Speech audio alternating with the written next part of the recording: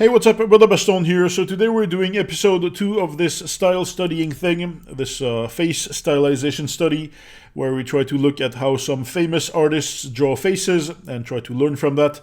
And in the previous video I said that the next artist that I would like to study would be very different from Otomo, from Katsuhiro Otomo in terms of style. And if you saw the title of this video, you know who it is. It's Mike Mignola. Who is most known as the artist and writer of Hellboy. But before we get more in depth into Mignola's faces, I also kind of wanted to continue the discussion from last week's video about the idea of repressing things that you like drawing styles that you like because they are frowned upon or looked down upon by the academic art world, I guess. The example that I used almost as a joke, as like a cliche, was the thing where people are telling you not to draw Dragon Ball fan art because you won't learn anything from it. Like, that's usually the argument. And that was one of the reasons why I wanted to make these videos, to try to show that you can learn, like, even from the most extremely stylized art. And if you have worked hard to learn the foundations of drawing, I feel like at some point you almost have to work as hard to get rid of that idea, like that sort of peer pressure that's been drilled into you, like the idea that some styles are just inferior and you shouldn't learn from them. And I'm sure different people are affected in different ways by that kind of peer pressure. I'm sure there are people out there who do not care, but I knew that I could not be the only one bothered by that, like feeling that way, feeling like sometimes you don't exactly draw the way you would like to draw because of the way people see certain styles.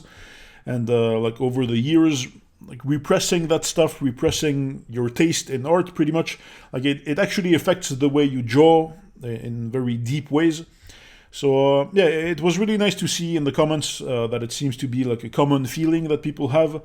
And if you are a young artist starting to learn how to draw, do all the practice, like the pages of figure drawing and real life studies and like anatomy and perspective practice and so on. But once you're done with that, just proudly study that X-Men comic or that One Piece manga or whatever it is that you like. But so back to Mignola. So just to contrast him with Otomo, the reason why I was saying that they are so completely different mostly comes from their background, I think. Like, Otomo is Japanese. He's from that manga culture where it's all about the lines. Line art is king. Like, you get line art, you get screen tones, black and white on the page, and that's it. But with Mignola, the lines are almost not there. Like, they might as well not be there. It's all about the lights and the shadows, like those solid black shadows that he applies on everything, everywhere, all the time, and the flat colors around those shadows. Like, it's almost like everything is just the negative space of those solid black shadows. Like, the lines are kind of secondary almost. So since I tend to focus on lines too much, I know, I thought it would be interesting to try to think more in these shapes that the shadows create. And honestly, it's not easy. Like, I think I used to be able to visualize shadows more when I was using cell shading in my colors, but with solid black shadows, it takes such a huge amount of confidence to put those shadows down on the page. And I feel like that's really what defines Mignola's style. Like, it looks so minimalistic, and the contrasts between lights and shadows are so huge that every little mark that you make, like every brush stroke, matters so much more.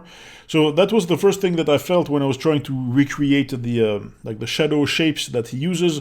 I felt like every brush stroke, I just had to really go for it. Like, I had to be fully confident that, yes, this is where I want to put this mark, this shadow. And if you can get into that sort of mindset, it's almost like sometimes your confidence is infused into your brush strokes, if you know what I mean. Like, Mignola's art is not, like, if you really look at it in details, it's not perfect. Like, for example, I noticed that he doesn't seem to care very much about symmetry, like perfect symmetry in his faces. Like, the face shapes that he uses are very I don't know, like, I don't want to use the word wonky because it sounds bad, but that's really, I think, the best word to describe them. Like, those face shapes are just wonky, like wonky in the best possible way. the features, like the facial features as well, are very asymmetrical sometimes. But it's almost like as long as he has the confidence to draw them that way, that confidence is conveyed to the reader, and it comes off as like a stylistic choice instead of coming off as a mistake. And like, I don't know, like, it's made me think. I guess that's really what is at the center, like at the core of the most extreme drawing styles. It's just confidence. Like, I really think that confidence is something that you can somehow convey stylistically, if that makes sense. And I also think that is the reason why very unique drawing styles are so difficult to copy perfectly. Like, when you see artists that sort of pull all their inspiration from one single other artist, and their style gets a bit too close to the original, you can tell immediately. But there's that hidden thing, like that sort of like some kind of X factor missing, and I think that factor is actually confidence. I think that's the hardest thing to capture in a style. So I was thinking about confidence a lot while drawing these, trying to force myself to commit to lines and commit to shadows. And you can see in these faces, the ones where it sort of worked were the ones that were done the fastest. But with some other faces, I kept coming back to them and like erasing and redrawing stuff. And with this kind of style, that just doesn't work, I think. Like, it needs to come out immediately. Like, it's all simple, angular shapes. It's all very spontaneous. Also, just like with Otomo, I noticed a couple little details that are very strange, but they are kind of like the things that make the style what it is. So, for example, the shadows on his faces are pretty detailed, but most of the time his noses do not cast shadows. And for me, if I'm shading a face, like, it's the first thing that I think about, like, where is that nose going to cast a shadow? It's like that big thing sticking out of the face. But the way he does it, there might be a shadow on the nose itself, but even in some extreme lighting angles, like, it's not going to cast that sort of long shadow, maybe on the lips or like on the sides, on the cheeks. The way he draws mouths is also very interesting. Like, it's almost like he's drawing more of a symbol of a mouth instead of like a realistic mouth. Like, it's all simplified to the extreme. Like, all of the lines are closed. The lips are like either not visible at all, especially when the mouth is open, or they are like, again, like a symbol for lips, if that makes sense.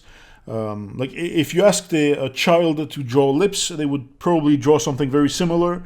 But here again, there's this sense of like just overwhelming confidence in every line, and it just makes it work. And that symbol thing is actually it's true for most of his facial features. The eyes as well are just so simplified, just like a single closed line, no pupil most of the time. I think mostly he draws pupils on female characters for some reason. He doesn't draw eyebrows either, which you would think that would be something very noticeable, but I had never noticed it before trying to do this myself. And to compensate for not having eyebrows most of the time, he draws these very heavy shadows, like very expressive shadows around the like that brow line. Because like eyebrows are very useful when you're trying to convey emotion, so you still need something there. So he does add a ton of like wrinkles and folds in the skin around that area. But it's actually pretty difficult to talk about Mignola's style in these kind of very concrete terms and all of these tiny little details, because like really when you start trying to analyze it, I think it all comes back to two things. Like, the first thing is that genius level understanding of lights and shadows. And then the second thing is that confidence that I was talking about, like the confidence to just simplify everything into the most basic shapes possible, like into symbols. And when you think, like, what does it mean to learn how to draw? Like, when you're learning how to draw, you're basically learning to not draw symbols of things, but you're learning to instead draw the things how they really look, like how they are in real life. And it's like Mignola's style has just looped around back to drawing symbols somehow. Like symbols for all of those things. And it's very confusing when you try to do the same thing and you try to like unlearn, for example, what a mouth looks like or what a nose looks like and so on. And I realize that I'm also probably just overthinking this, but I think that's also the point of these videos in a way. to try to go into some introspection about what style means to me, to us. But yeah, let me know what you think about all this stuff. I'm always interested in having some discussion in the comments. And if you want to see more art, you can check out all of the links in the description below. There's my Instagram, Twitter, ArtStation, and so on. We also have a Discord server. Everyone is welcome there if you want to discuss some art-related stuff. We have a nice little community there. And yeah, that's it. Thanks for watching. If you would like to support this channel and help me make more videos, check out this Patreon link on screen right now, or in the description below, where you can get all of my PSD files as well as real-time versions of all my videos.